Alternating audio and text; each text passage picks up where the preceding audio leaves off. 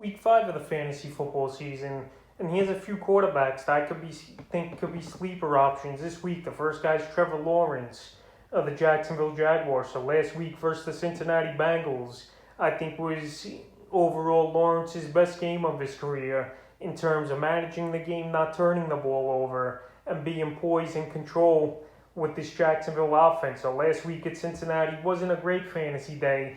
204 passing yards, 8 rushing attempts, 36 yards, and a touchdown. So week 5 here, he versus the Tennessee Titans. And the Titans, they didn't look that good on defense in week 4 versus a weak New York Jet offense. Zach Wilson looked pretty good.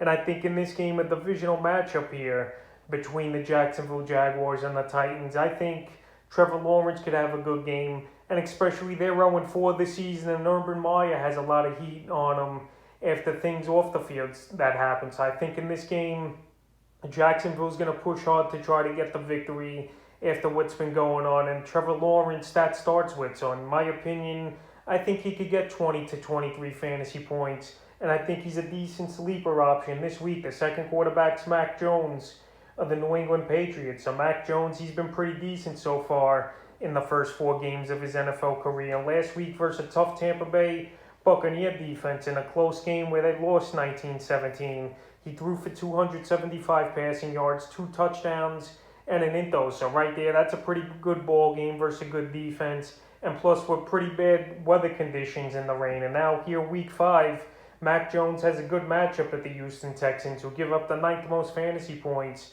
to quarterbacks. And in this ball game, I think he could go anywhere from 20 to 25 fantasy points. Houston, they really can't stop anyone.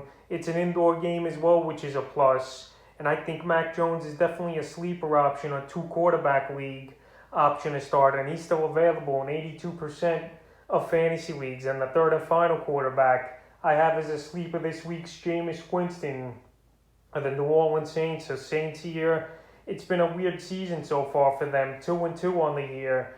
2 very good victories and 2 very poor losses for them. And here in week 5, they got a matchup at the Washington football team, who gives up the most fantasy points to quarterbacks. So Winston, his best game of the season was week 1 versus the Packers, where he had 39 fantasy points with 148 passing yards and 5 touchdowns with 37 yards rushing. And then last week versus a weak Giant team, 226 passing yards and a touchdown. So this week in Washington, I could see him go for either 175 to 200 passing yards and a touchdown or 2 with Winston. And right now, he's available in 64% of fantasy leagues. I would just use him as a sleeper because of this matchup, and obviously deeper, a 2-quarterback league. So that's a few quarterbacks I have as sleepers here heading into week 5 of the fantasy football season.